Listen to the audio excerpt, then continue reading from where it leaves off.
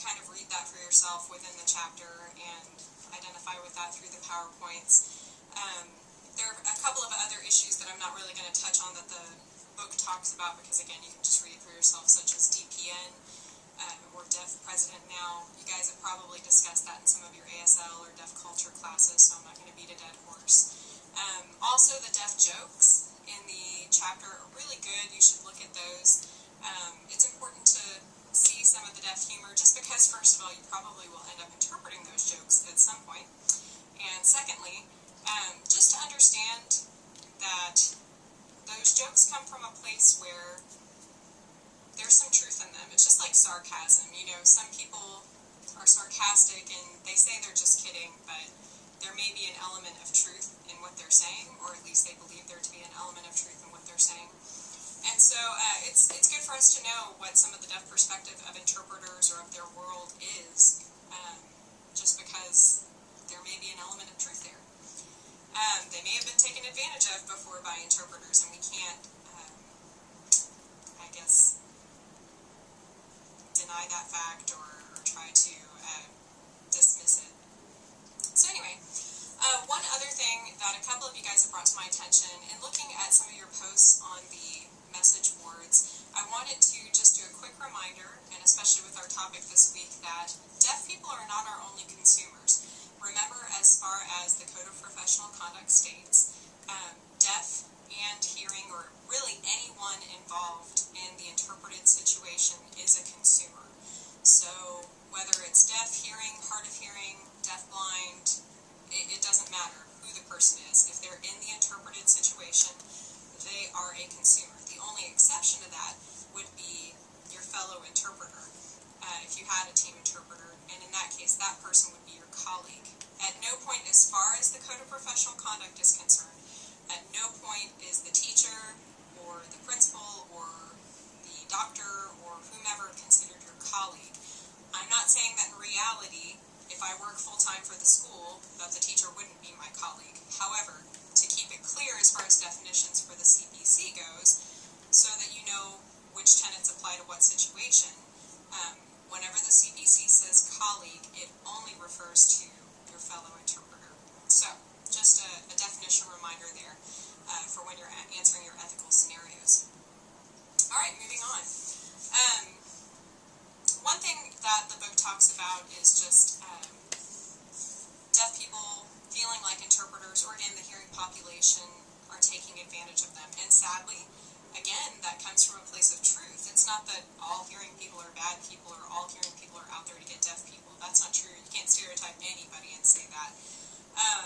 But that fear comes from some truth. It's based in some truth. And so a lot of times it is looked upon as though hearing people are just in this to benefit or profit from deafness or from ASL. You may get some suspicious glances when you first go to some of these socials, when you first start going to some of the ASL or deaf socials. And, you know, I've been there. I know exactly what you're going through.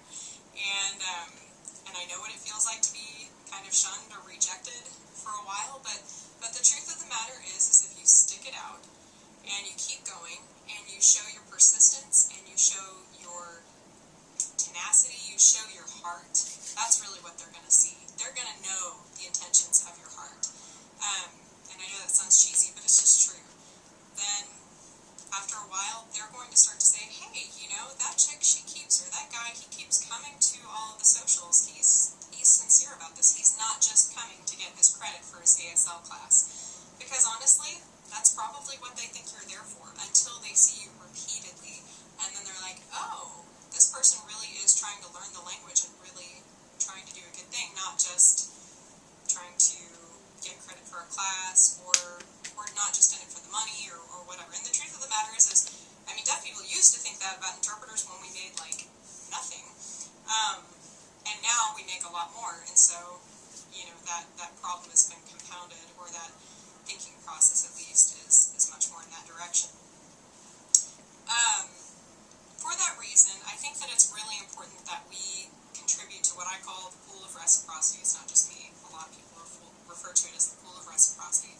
There's this pool of reciprocity, which just means back into this and give to you. And sometimes it's maybe even a pay it forward situation where maybe I don't give back directly to that person, but I give back to the community in some way, shape, or form. And so one way that that happens is I consider my deaf friends to have taught me ASL. I mean, God bless my ASL teachers, God bless the college for all of the education I got from it, but the honest truth is the bulk of my education came from the deaf community and my teachers. And I, as a teacher, would be the first person to tell you guys that. You're just not going to learn sign language without really getting out there and just digging your heels in and trying to learn by socializing. That's true with any language. And so, I feel like I have gleaned so much from my deaf friends, so much vocabulary, so many just idiosyncrasies of the language and the culture that I've been able to, I make a living off of that now. I mean, I can't deny the fact that that's how I make my paycheck. I make my paycheck from knowing sign language. And it's not even my language. I mean, it's from knowing sign language and English, to be fair, because I am an interpreter. I have to know at least 2 languages. But, I feel like they've given me so much, and they didn't get paid for doing that.